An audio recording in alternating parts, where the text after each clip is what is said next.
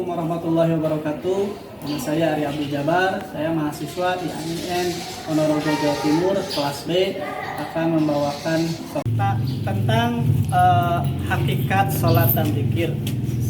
Selamat menyaksikan, semoga bermanfaat. Terima kasih. Assalamualaikum warahmatullahi wabarakatuh.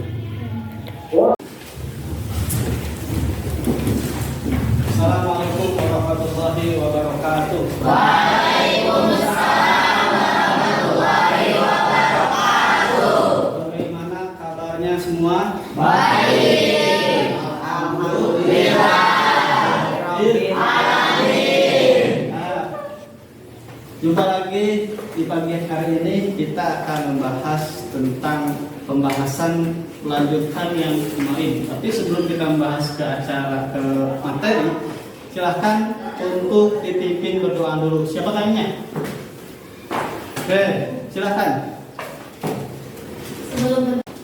Sebelum belajar, mari kita membaca doa. Membaca doa mulai.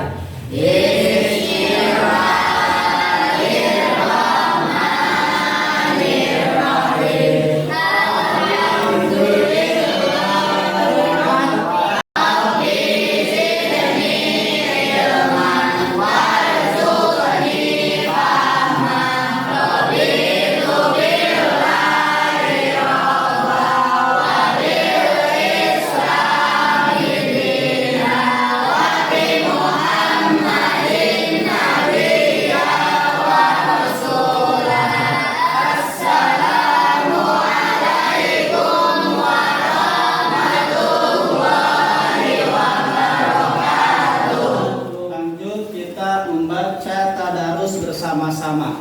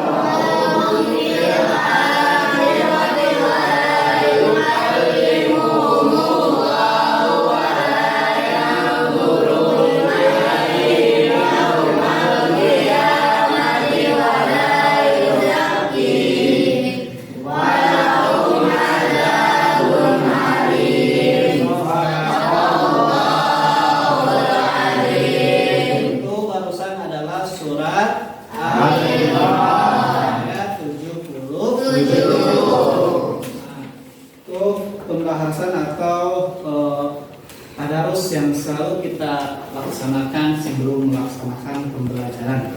Oke. Selanjutnya, Bapak akan melihat kerapihan kalian dalam posisi duduk kalian. Itu Bapak akan melanjutkan untuk cek atau melihat kehadiran kalian. Oke.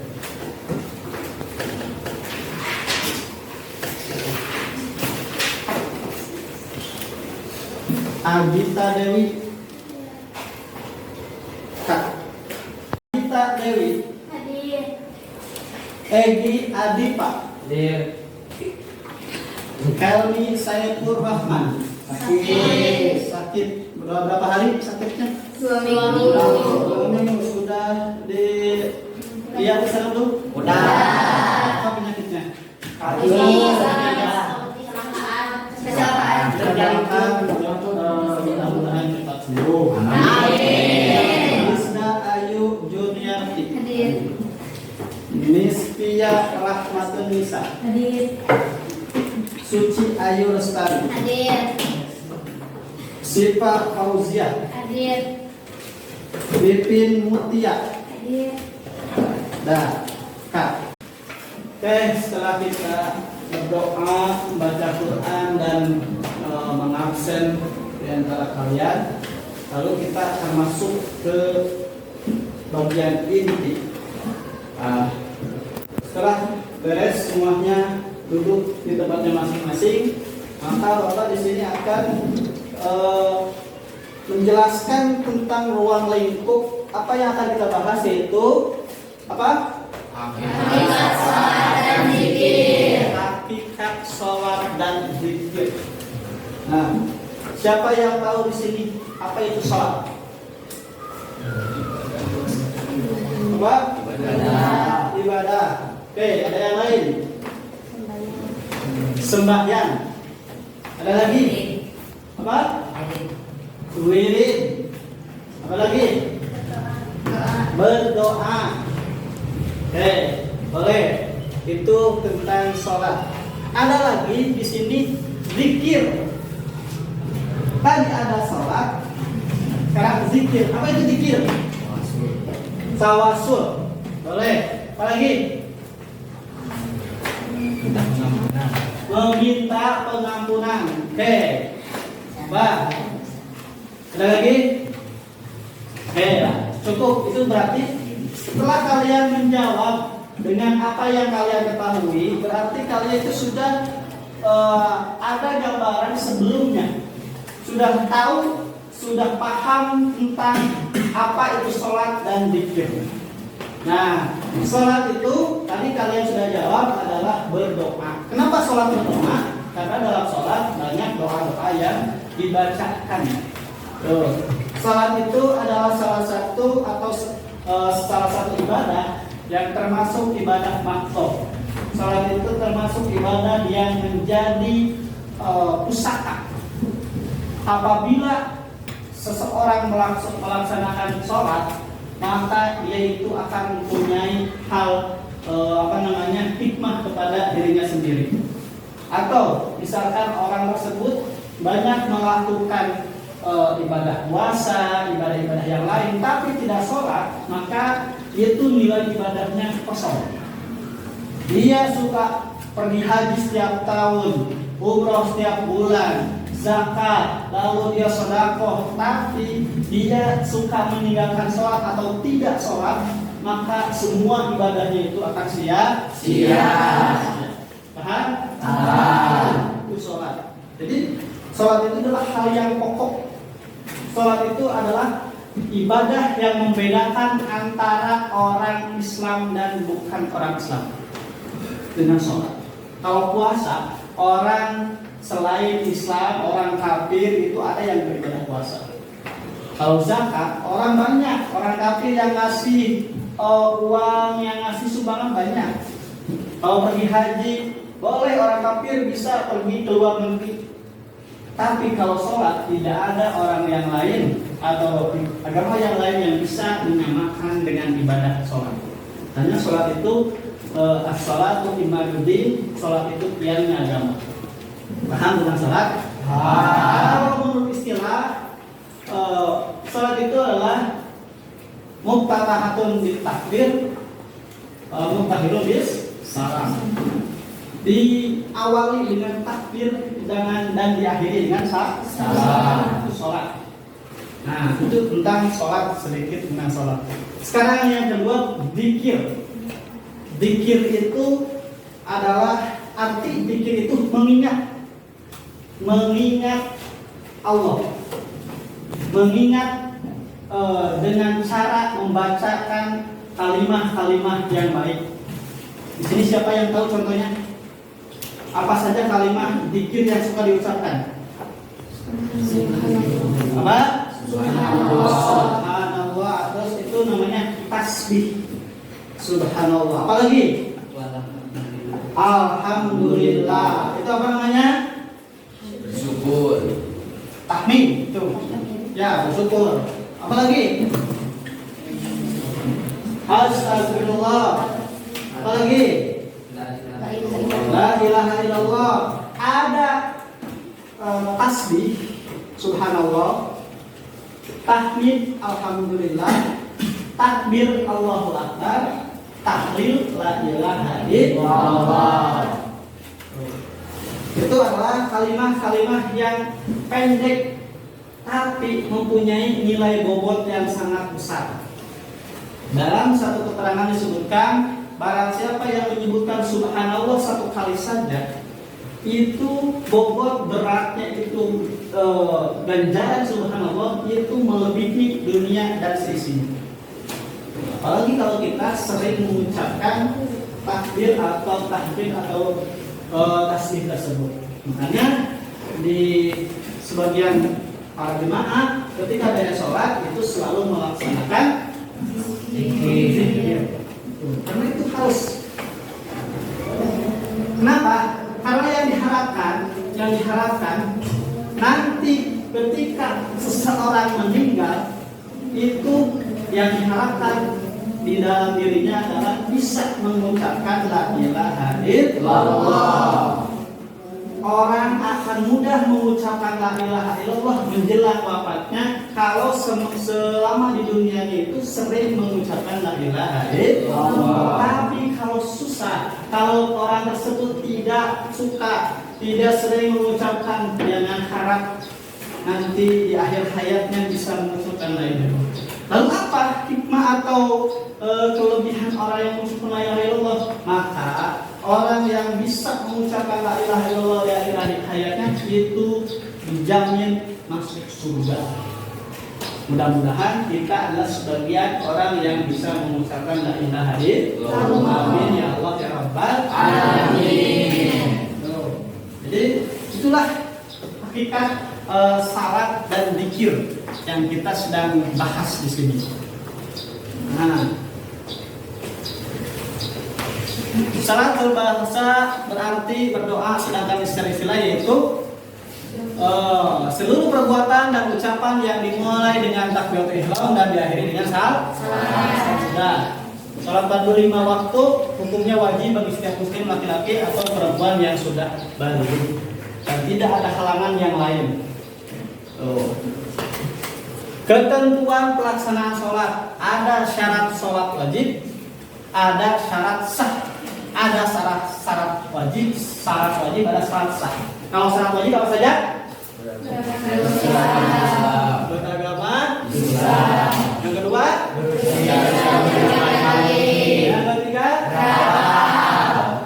kalau ada orang misalkan dia itu berusia mencapai balik, berakal, tapi dia itu sukanya ke gereja atau bukan agama Islam, bisa tidak? Tidak.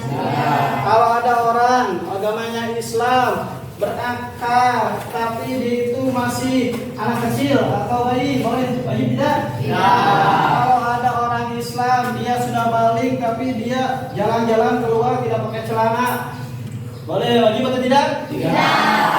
Jadi di sini beragama Islam, berusia sudah mencapai balik, berakal, itu disebut dengan mukallaf. Apa? Mukallaf.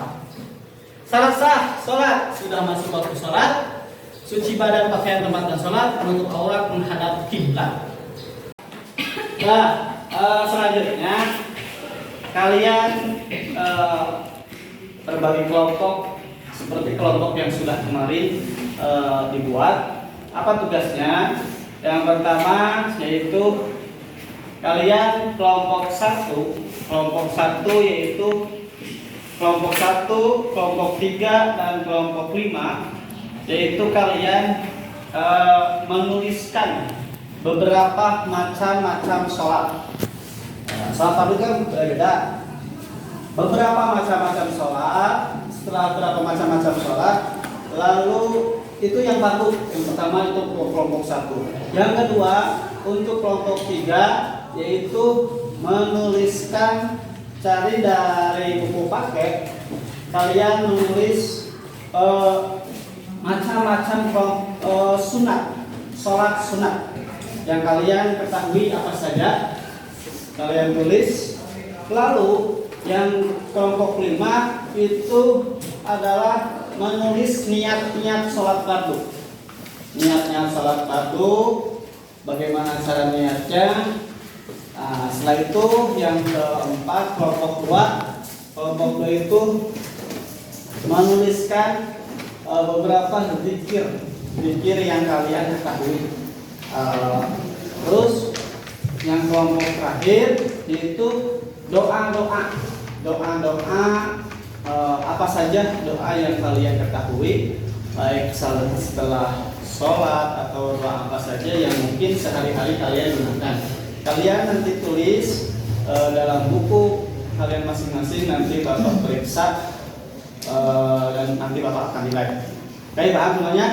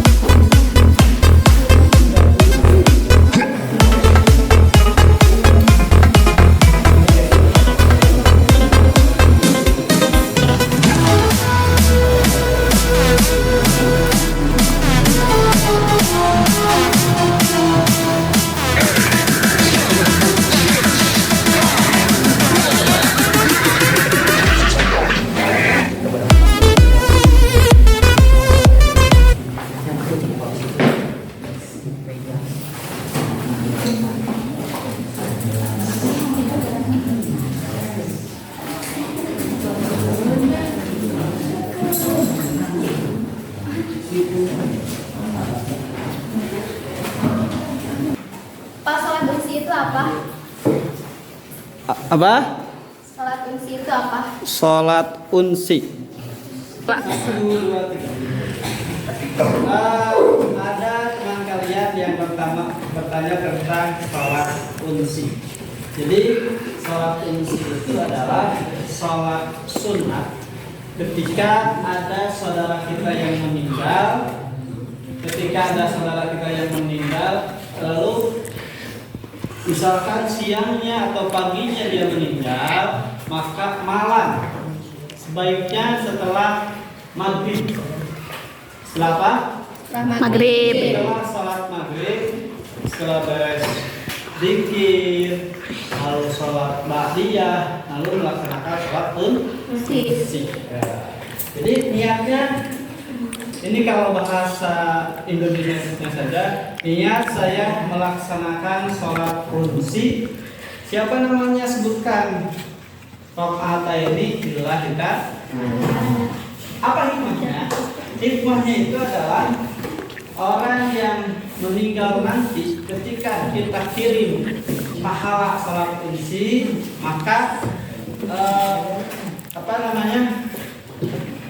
mereka itu atau si mayit itu dalam kitab disebutkan nanti di alam ruhnya atau di alam kuburnya akan disambut oleh para malaikat.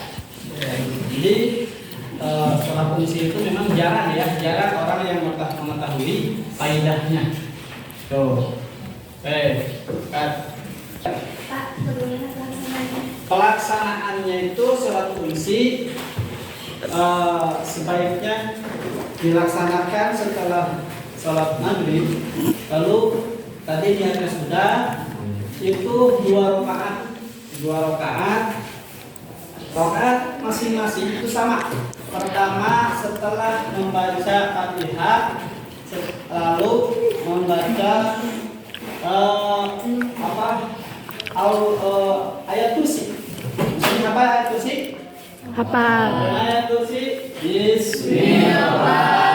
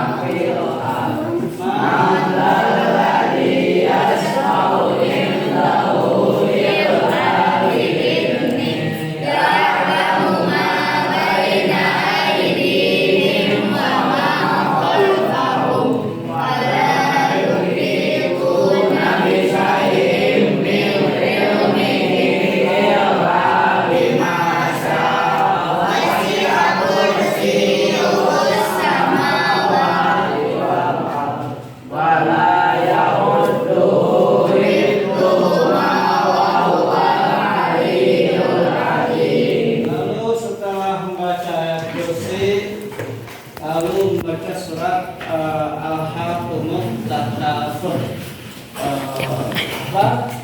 Bismillahirrahmanirrahim.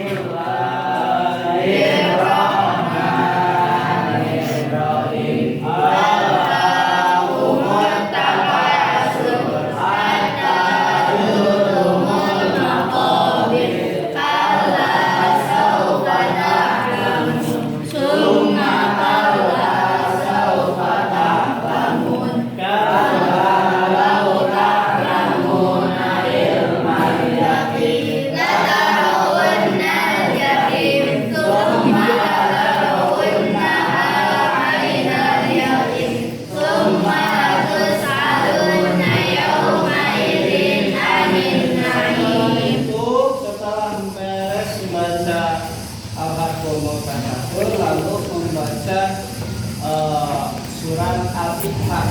Apa itu surat Al-Ikhlas? Kulhu. Qul huwallahu ahad. Tuh, yang diawali dengan qul huwallahu ahad. Coba baca satu kali. Qul huwallahu ahad. Allahu samad. Lam yalid wa lam yulad wa lam yakul lahu kufuwan ahad. Itu pembacaan qul huwallahu ahad sebanyak 11 kali. Jadi sekali lagi sholat kunci itu pertama membaca surat apa? Yang kedua ayat, yang ketiga kemudian keempat berapa kali? 11 kali. Pas ruku sujud itu sama, menggunakan ruku menggunakan sujud biasa 2 kali. Rakaat kedua sama, rakaat kedua Al-Fatihah, ayat kursi, lalu alhamdulillah, lalu itu adalah salat kunci. Kita belajar ya. Kalau kita punya saudara, kita sayang sama saudara, itu kita bisa lakukan setiap ada orang yang meminta. Kan. 3. Pak, sholat Id itu sunnah apa wajib? Oke, pertanyaan yang selanjutnya yang mungkin kalian akan masukkan sholat mayit. Sholat mayit itu adalah bukan sholat sunat ya, tapi sholat mayit itu adalah sholat yang wajib. Tapi wajibnya wajib kifayah, fardu kifayah. Siapa yang sini yang tahu fardu kifayah?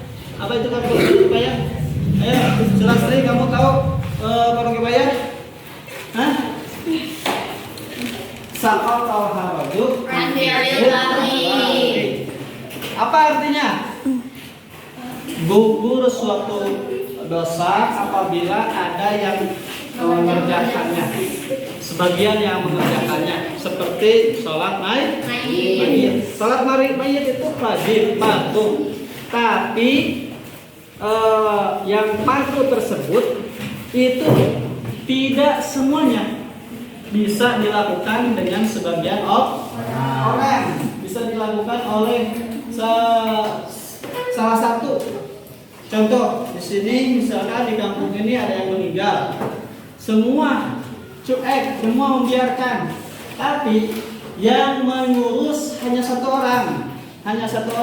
Dia yang memandikan, dia yang mengkafankan, dia yang menyolatkan, lalu sampai dia yang menguburkan. Itu yang lain tetangganya selamat daripada dosa. Tuh, saqatal haraju anhu. Jadi semuanya selamat, tidak ada yang dosa, kecuali kalau tak ada satupun. Ada yang meninggal dibiarkan sampai membusuk dan akhirnya wajah tersebut akan kena imbasnya. Yang pertama itu bau bangkai, yang kedua dosa. Makanya kewajiban untuk mengurus mayit itu bisa dilaksanakan sebagian orang, disebutnya fardu kifayah. Berbeda dengan fardu ain, seperti kita sholat fardu, ya kita mencari ilmu, kita zakat, kita puasa, itu fardu ain yang tidak bisa diwakilkan. Tuh, paham ya? Pak, apa itu yang dimaksud bibir kopi? Bibir kopi. Bikir itu, ini pertanyaan dari teman kalian tentang zikir khofi. Ada jahar, ada khofi. Kalau jahar itu diucapkan langsung, la ilaha illallah, la ilaha illallah, subhanallah, alhamdulillah, subhanallahil azim, subhanallah, subhanallah, subhanallah, Allahu akbar, Allahu akbar, Allahu akbar. Itu diucapkan, terdengar minimal oleh diri kita sendiri, apalagi oleh orang lain. Itu jahar, zikir jahar. Dan zikir jahar itu bisa diucapkan hanya diucapkan di tempat-tempat yang bersih, di tempat-tempat yang suci. Tidak boleh kita di WC subhanallah, subhanallah, alhamdulillah, alhamdulillah. Tidak boleh. Di tempat-tempat yang kotor tidak boleh. Nah, ini pertanyaan tentang zikir khofi. Kalau zikir khofi, zikir dalam hati. Nah, kalau itu zikir tersebut bisa diucapkan di mana saja, kapan saja, di tempat apa saja. Bahkan mau kalian di WC pun itu tidak apa-apa. Kalian dalam hati Allah, Allah, Allah, Allah, Allah, Allah, Allah, Allah, la ilaha illallah dalam hati. Itu tidak apa-apa. Paham ya? Itu zikir khofi yang diucapkan hanya dalam hati saja. Itu kayaknya mudah, padahal itu susah. Kita saking kotornya mungkin dalam hati kita, sampai dalam hati pun kita jarang berpikir kepada Allah. Nah, itu diantaranya. Kalian sudah mengumpulkan atau mengerjakan tugas. Nanti Bapak akan periksa. Kalian kumpulkan di depan, nanti Bapak akan periksa satu persatu. Lalu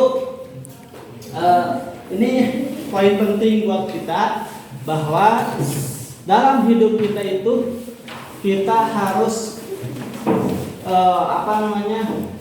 tetap menyatu dalam hal agama. Kita tetap ingat, kita tetap zikir kepada Allah. Kita rajin lagi belajar, rajin lagi sholat, supaya kita menjadi orang yang selamat. Tingkatkan kualitas ibadah dalam sembahyang. Lalu kalau yang tidak pernah atau jarang, harus lebih rajin lagi dalam berzikir. Paham ya? Ketika kalian sholat, mintalah waktu dulu, minimal 5 menit. Kalian jangan terburu-buru, tergesa-gesa. Setelah kalian sholat, kalian duduk dulu, kalian istighfar dulu. Apalagi kalian kalau ini mengamalkan pelajaran ini, kalian baca subhanallah 33, alhamdulillah 33, Allahu akbar 33, la ilaha illallah 100, lalu kalian berdoa. Itu baik. Itu adalah amal-amaliyah yang baik, yang akan menjadi saksi buat nanti kita di akhirat. Mudah-mudahan dari pembelajaran ini kita lebih bisa meningkatkan lagi peribadahan kita. Kita bisa menjadi orang yang lebih bertakwa lagi. Amin ya Allah ya Rabbal Alamin. Kita menjadi orang yang lebih bertakwa lagi. Kita terus dalam keseharian kita, semakin kita usia kita bertambah, maka bertambah juga kualitas ibadah kita. Paham ya? Nah, itulah pembahasan tentang sholat dan zikir. Mudah-mudahan ada manfaatnya.